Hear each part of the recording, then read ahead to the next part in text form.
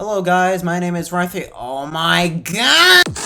It's playing out of the wrong speaker. Oh, hello guys, my name is Ry3, and today we're going to be breaking down my song that came out about a month ago on Broken Vault Records on Reserved Volume 2 called Beginning of Everything. And we're going to be breaking this down track by track, start to finish, and I'll go through as much as I can. We're going to go ahead and begin with the intro. And we start off with this little chime sub drop thing just to kind of begin the song with a little bit of an impact, but also not too big of an impact. And that just kind of sits in the back. And then our main element here is this piano right here, which is just a simple little melody I wrote. Fun fact about this melody, actually. This is actually a melody that I wrote about 2 weeks, maybe 3 weeks prior to starting the song, because it was actually just a piano that I made out of boredom, and that kind of became the intro. And I put a piano pad thing on here, and I'm filtering it and slowly decreasing the bit crush on it, so it kind of like fades in by both slowly adding the high end and also decreasing the bit crush. And on top of that, we also have these little vocal shots down here, which are kind of just sitting in the back.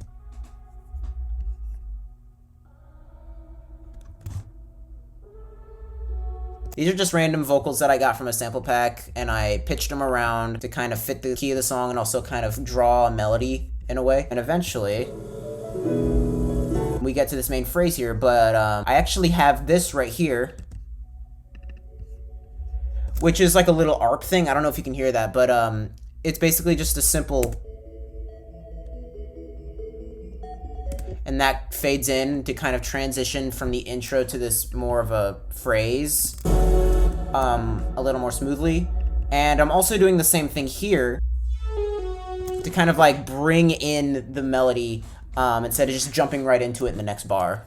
And I find that's a nice way to transition between sections. And that's also being high passed down.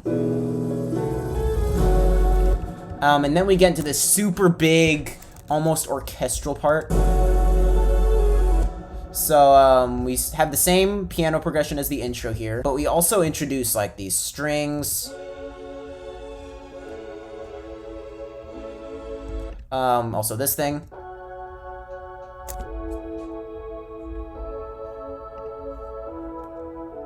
And this is actually a technique I can't show you now because it's frozen. This is basically the same technique that I did in songs like Possible and Fistfight, where I'm just taking a very simple chill wavetable in Vital, and I'm randomly modulating the wavetable position to give it a more of an organic feel.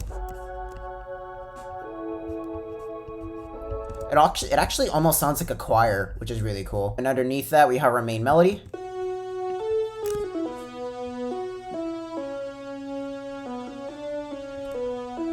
And this actually was written in the project and wasn't part of this original piano idea that I wrote prior. This was actually made in here. And this is still, to this day, apart from some of my unreleased songs, this is one of my favorite melodies I've ever written. One thing I want to point out about this last part here is that this is a common harmonic technique that I like to use, where I like to bring the notes closer together and then just kind of finish off. That almost always works really nicely, especially at like ends of phrases like this. I love using harmony to finish off of a phrase and then transition into a new one, because it kind of like builds tension, it kind of brings up the mood a little bit, and then immediately drops it back down to this other phrase here, which is like a more of a drummy part. Once we get into this drum part, I'll actually look into these drums right here, because there's something else I want to point out here. What I want you to listen to here is the snare. You'll notice that it's actually being tuned to the progression of the melody. And I find that's a nice, really nice little detail to throw in there. Another cool thing is that I actually have this little reverse Foley kind of leading into the clap. And that's just kind of there, and both of them together. Like, that sounds really nice. I love how that sounds. And then once we're into this part, we also have this other little layer right here. And this is, I'm sure you've seen from my other videos, but in case you haven't, this is the same bell that I've used in Crazed, Fistfight. Like, I've used this bell a lot, and I love it.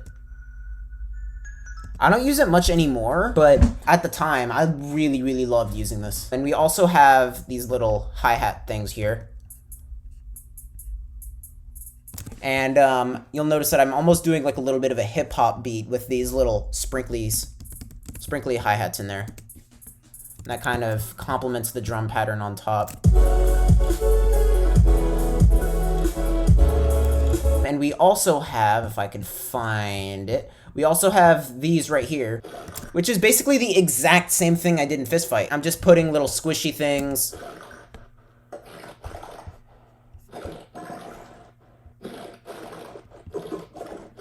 And yeah, that's basically following the flow of the phrase as well. And that also complements it really nicely. We also have this thing down here. I'll unfreeze this for a second because they're... I kind of do want to show you this one. This is basically just an acid bass with hyperdimension, some tube distortion, and then for this transition into the build-up, what I'm actually doing is on my sidechain group, I just have a bit crusher just downsampling the entire song to kind of bring down the energy and like have a cool way of like letting the listener know this is ending, there's something new coming. And then we get into this build, which is also a build that I'm really, really proud of. So we start off bringing the tone down with like a super, super evil, almost sinister theme. And the core of that is these trombones.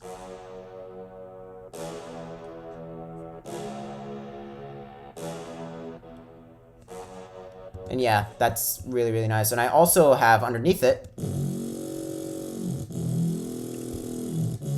this is basically just a saw wave with some noise being distorted with tube distortion and some flanger compression being filtered. And a lot of that is coming from this filter. Like if I turn it off,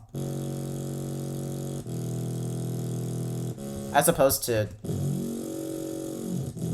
this just gives it a lot more life and kind of a bit of a voweliness to it, and I felt like that added a lot. And I also have a resonator for some tonality as well. On top of that, we also have this little ARP thing. And this is basically just a super saw with a synced square with some chorus on it. And yeah, that's basically following the progression. And yeah, we basically have the same violins up top doing the same thing before.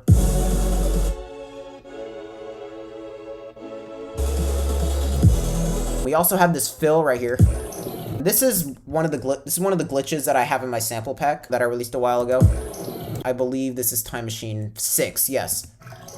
That's just that with some resonators on it, a little bit of OTT, and that's about it on that. We also have this thing right here, which is another glitch, but just chopped up and with some delay. And you'll actually hear, if I turn it off, it sounds a lot drier, but you'll see that I'm actually automating the delay time, so it gives it kind of a granular feel. And I also made it ping pong, so it's really wide as well. And I felt like that it's really, really nice for a fill. And I also have this going out throughout the drop.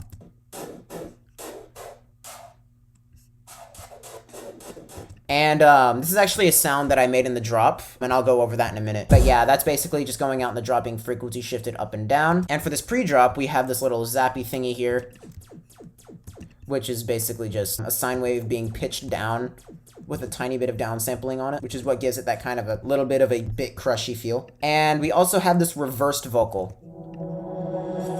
I love how it almost kind of sounds like it's saying hello, like it's greeting the drop. I really liked how that sounded, so I put it in there. And now we get into this drop. This drop was originally inspired by Happy Place by Helisex. And the main aspect that I took away from it on this track is basically the combination of tear out and vocals alternating. And I felt like that sounded really nice. If we look at this main bass here, this is mainly just FM, yeah, with really intense filtering. And this is one of the rare occasions where I actually do FM. I almost never do this, but I felt like the time was right to use it here. And a lot of the distortion and noise of it is coming from this filter and line fold distortion. So if I turn it off, it sounds a lot more digital and less organic, but with it, that sounds like much more organic noise. And it also adds a little bit of a crunch at the beginning. And that just basically progresses. And then we have this underneath it. And I'll unfreeze this so I can show it to you. Yeah, that's basically just a single wavetable, just staying in one position. And then after that, we get into these little vocals here. And every single one of the vocals, these little vocal things in this drop is a chime sample. But they are modified a bit to kind of fit the song a bit. And yeah, those basically all come from the Splice Disciple Pack. And underneath these little vocals here, we have this little tear out gun thing. We start off with this thing right here, which is just a Glorkle and glitch sequence being tube distorted. I've often found that like super bleepy bloopy wavetables with really apparent harmonics like that, and when it has a general shape almost like a sine wave, when you tube distort it, it almost always sounds really nice. And I'm starting to do that a lot, especially in my more recent music. We also have this thing, which is just one of my glitches but being panned a lot. And then we have this thing. This sounds really funny and stupid on its own, but this is Tear Up Boy 15, which is also in my glitch pack. And that kind of pitchiness is coming from this delay, so if I turn it off, just kind of sounds like really, really boring. But you see that I'm actually automating it up, and I also have a frequency shifter before it frequency shifting down to kind of add to that pitching down effect. Then we also have this as well, which is totally my sample. This is definitely not made by Asus. Definitely my sample. I definitely made it, and don't let them tell you otherwise. And then we also have this thing right here, which is basically just a Saw's Zap. And we also have this over here, just to kind of add a little bit of a cherry on top there. And then we get this thing right here, which is basically just a square with the octave being rapidly modulated with an envelope, which kind of gives it that video gamey effect. And it's also being heavily detuned to kind of add to that super detuned and atonal feel of this drop. And we also have this little thing up here and this. Both of these are just glitches from my sample pack that I put on top of this. And we basically just repeat the same thing again. Except here, I have this thing right here. And this is actually what I like to consider my signature sample, which is Nasty Gurgle 10, which is also in my sample pack. But you'll hear that it's very, very granular and has a lot of stereo width to it, especially towards the end there. That's coming from this delay. So if I turn it off, sounds a lot drier, a lot more boring, but if I turn it back on, you get that granular, super organic sound to it. And that comes from just getting ping pong delay and automating it. I love doing this. Automating ping pong delay time is really, really nice when you do it right. And then we get to this growl. I'm pretty sure this is a slightly modified Barely Alive growl, if I remember right. Although I can't remember. I might have made it myself. I don't remember. But hey, it sounds good. And then we get into this bit. And the main focus of this is basically just this thing. And I really, really liked how that sounded, so I put a lot of stuff underneath it. And this is actually the sound that I was referencing over here in the build-up. And now I'll show you how I made it. So basically all this is it's the gun one-shot from Omega Cannon by Chime, so without all the effects. Just like a little click, but I kind of turn it into this nice little tear out gun by sine fold distortion in the comb. So if I turn both of these off, basically sounds exactly the same. With the sine fold distortion, it kind of beefs it up, and the metallicness comes entirely from this combs filter. With the resonance really high and the frequency low and the mix pretty far up, that's what gives it that nice, almost like you're banging a trash can. Like, it sounds really, really nice. And it sounds really good as like an underlayer with everything else on top. And we also have these little basses down here, which are all kind of detuned saw, all kind of playing a melody to kind of follow the progression of the vocal up there. And then we get into this part with like this thing, which is just another sample in my sample pack being heavily panned. And then this thing is just a pretty straightforward, it spawned over here. You just have a very simple wavetable with some basic effects. Not really anything special here. And underneath that we have this thing. Another sample from my sample pack just sitting there. And I have all the lows taken out because there's already a lot of lows being used, especially from this thing. Like if you look at the EQ, like there's a lot of stuff going on there, so there's not a lot of reason to have anything else there, just to kind of let everything breathe there. And then this thing, this is another really, really good example of the delay adding a lot of character. So if I turn this off, just the same sound over and over again. But if I turn it back on, I like, especially on da da da da, kind of pitches around, like just, I love using delay. And on the serum effects, I'm pretty sure all I'm doing, yeah, using some comb, basically the same processing that I had on the gun over here. And underneath that, we just have this thing, just another sine wave zap. And then we kind of come back by bringing this back. And then we just do the same thing again, but with a different vocal up top. And this also changes a bit. Kind of goes up instead of down. So like doo-doo, and then doo-doo. I felt that was a nice little variation touch. And we have everything frequency shifting up there. And this thing right here, this is like my signature, oh, relax there. This is like my signature vocal, but funnily enough, this was actually not made by me. I actually got a good friend of mine, Astartica, to make this for me in Vital. And I really, really love how it sounds. I use it a lot. It's a great, great vocal. Ry3. I love using that. Relax. And I guess I'll go ahead and explain why that delay is there. That's to kind of like ring out, to kind of take the sound of that and like turn it into the pulse of the build. Yeah, that's a nice touch. And then the ping pong was pretty cool too. And then we get into this double drop buildup. I mean, this is pretty similar to the first buildup.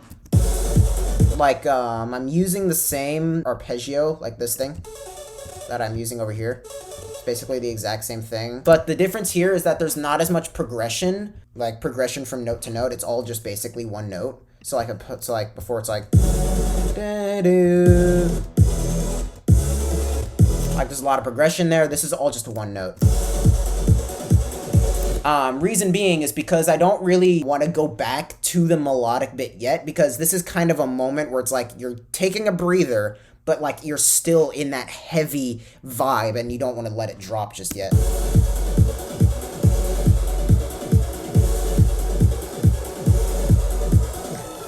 And this right here is just a simple, let me open up the serum for this. This is basically just a simple super saw with portamento. Basically all that is. We also have some super saw stacks, some triads. Heavily, heavily detuned. And basically everything is being frequency shifted up, so it like turns the entire build up into a riser.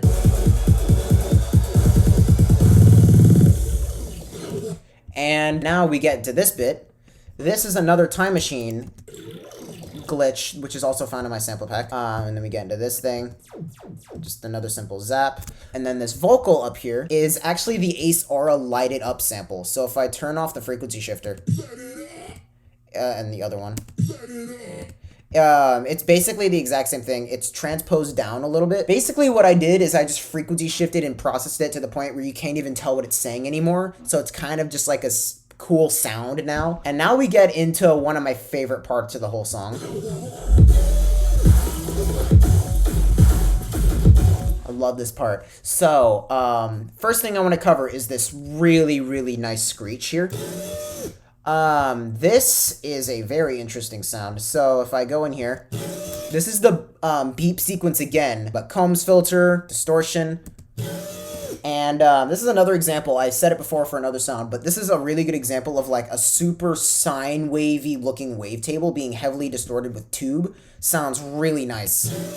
And we also have a lot of saturation coming from this Pluggo Fuzz plugin, which is a Max for Live plugin. And this is basically just a really, really powerful saturator. And that's just boosting the sound even further to make it even crunchier, even hissier. And underneath that, we also have this, which is just really pitchy sine wave being arpeggiated all over the place with downsample. It's also being frequency shifted. And then right here, I decided to do a little bit of trolling here, because not only do we have this little vocal here to kind of prepare the drop, but we also have this. And we also have somewhere, if I can find it, we also have a Discord ping on top of this little laugh here. So there's just like a bunch of memes just jammed together here. You can kind of hear the Discord ping noise, but you can't really hear the fart. But I just thought it was funny to throw in there. And then we get into this part. So on every downbeat, we have the sploingy 5. And I feel like this is a really nice, almost acts like an accent to kind of like really emphasize beat 1. And we also have this sustain up here. Actually, no, never mind. It's not a sustain. It's basically just a falling white noise thingy. And we also have this thing. And this is also a sample that I definitely made, and it's not made by Asus. It's also transposed down a bit with some processing, some more erosion to kind of bring up the highs a bit. And on top of that, we also have this thing, which is another sample you find in my sample pack. It's just squarey 1. It's being frequency shifted with some resonator, some more pluggo fuzz, a ridiculous amount of EQs, actually. That's kind of dumb. And then somewhere in here, there's a sustain. Yeah, right here. This is basically just, yeah, just that. And we also have these on beat 3, just kind of like a vocal one shot. And then we get into this. Believe it or not, those are both the exact same serum patch. The only thing I'm doing is I'm just automating the wavetable position. And once again, just distorting really, really siny wavetables like this, and then adding a lot of movement to it, just gets a really nice sound. Really, really love doing that. Oh, one thing I forgot to mention, there's also these little bullet casing thingies right here, just kind of in the background to kind of add to that gun feel. But anyways, we kind of go back into this. Going to this, there's also this on top. And this is another sample in my sample pack, which was made with the plugin Dumpster Fire, which is a free plugin, by the way. You should definitely go grab it. And basically what that does is it kind of gives it a spectrally feel. And I just thought that was a nice little layer to throw on top. And then we have this thing. I don't really remember where this sample came from. Just this O number for some reason. I don't know what that is. And we just go back into the same thing again.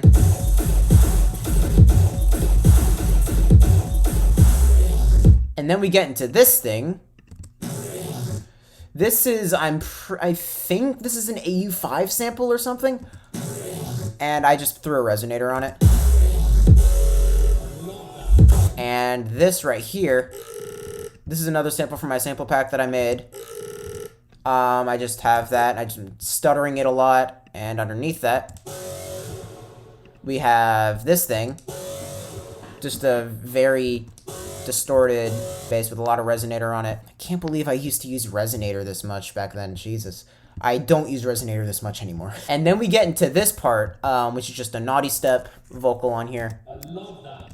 And then this thing, I really, really love this. This is another sample from my sample pack, but what really makes it shine is this resonator and the frequency shifter. What I'm actually doing here is I actually put the resonators on first, and then I messed with the frequency shifter until it kind of hit the note that I wanted it to hit for it to like line up with the resonator.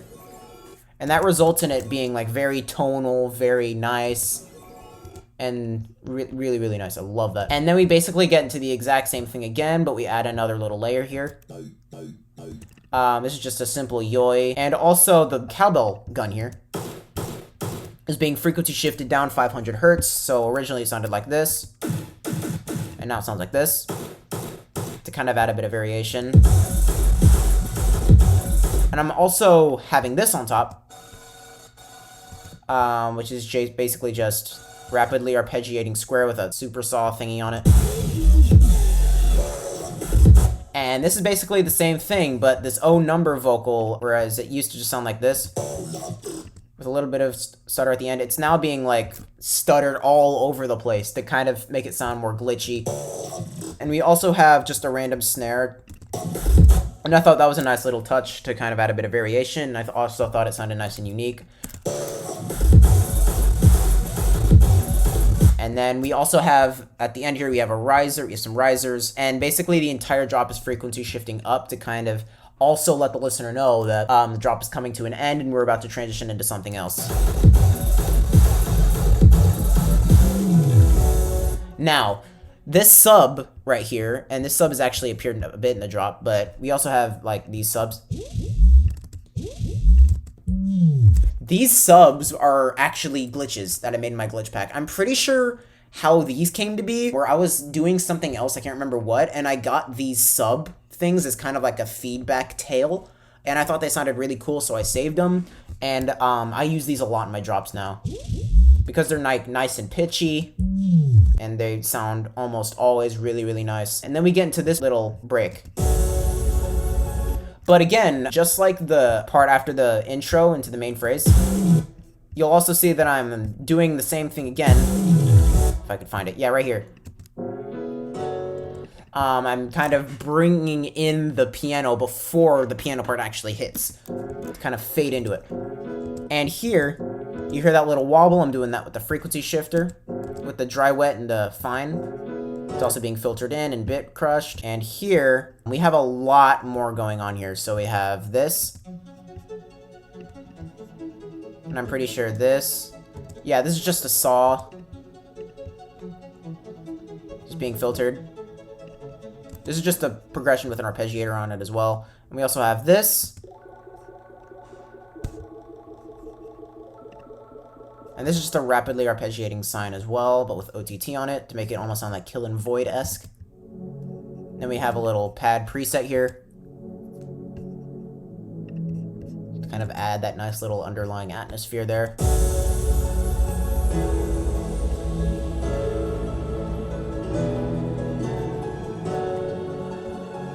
Yeah, we have all the other original elements back, like the strings and the other pad and the piano. We have all that coming back. And then we bring back the melody again, but I actually changed it up from the original melody.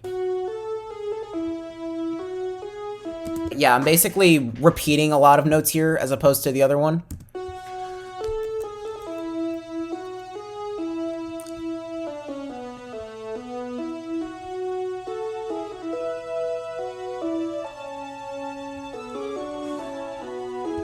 And this part is actually the exact same as the first part, but I'm actually adding a third layer here. So originally, in the first melody, in the intro, it was just this, but now this is on top. So without it, it just sounds like the original. But then I add it, which also resolves really nicely with the root note here. Dun, dun, dun, dun. I felt that's a really nice resolution. And then we just go back into this little... It's basically the exact same thing from over here. And then we get this build up again, which is basically the exact same as over here, except for the pre-drop. I just have another Naughty Step sample thrown in here, which is being frequency shifted a ton and vocoded to kind of push it back a bit. And then we also have this vocal again, but it's actually being frequency shifted a lot to kind of make it a little more atonal, because it's not the main focus anymore, it's more of a background element now. And then we get back here, which is basically the exact same as the first drop, but there are some slight changes here. So like this thing, it's a little different because here, it's kind of going wah instead of whoa a little bit, I guess would be the best way to describe that. And I think that's mainly coming from the filter being changed. Yeah, the filter cutoff is being moved up. So as before, if you look over here, you'll see that before it's down a little more, and up here it's up. So I thought that was a nice little subtle change. And the vocals are also pitched up an octave.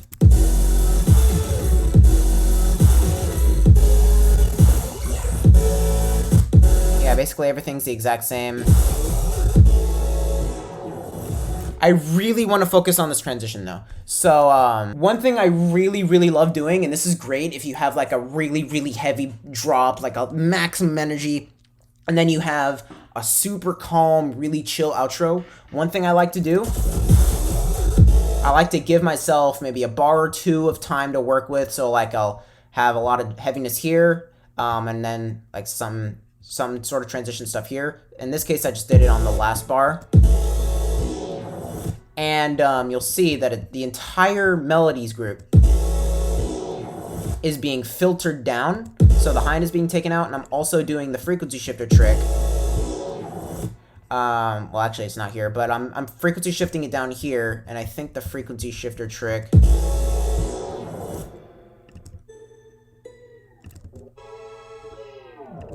Where am I doing that, actually? I don't remember where I'm doing it, but I'm doing it with the thing with the frequency shifter and the dry wet being turned down to kind of give it that wobble. And also the sub is just completely gone here, which is also a really good thing to do if you want to transition from a heavy part to a calm part. You want no sub at all, at least in this case. And for this outro, we actually bring back this little bit crushed arpeggio thing. Only difference here now is that this is actually the main element that the listener's going to be focusing on.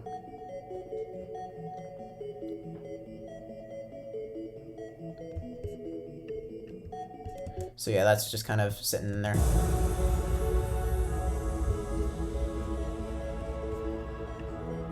And we have a new pad here, actually. This is just kind of a big orchestra, so we have some violins along with this thing. This is just a preset that I found that I thought felt pretty nice. But that sits really nicely on top of the strings. Also, this is a useless MIDI track. I'm gonna delete that. Oh, right here. With the sub, I really like what I did here. So, what I'm doing is I'm kind of getting a really muddy and messy sub. And that kind of increases, and then it immediately abruptly switches to a clean, just a simple sine wave. I really like how that sounds. That's a cool technique for you to pick up as well. And then we kind of bring back the main melody from the intro, but just kind of as a simple piano with a rapidly arpeggiating sine here.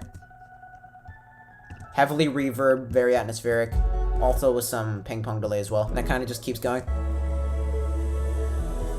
And another cool thing I did here is I have like a lot of super big risers, and then just end it on one note. And I thought that sounded really nice. That was also inspired by something. I can't remember what I got inspired for there, but that's another really cool thing I did there. And with that, that is my song, Beginning of Everything, which is now out, well actually it's been out for a while, on Broken Vault Records, on Reserved Volume 2. Go check out the rest of the compilation and the other artists on that. There's some really good stuff on there. And I'm sorry this took so long to come out. I'm sorry I had to delay it a week. But yeah, hope you enjoyed this. Subscribe if you want to see some more. And I'll catch you all in the next one. See ya.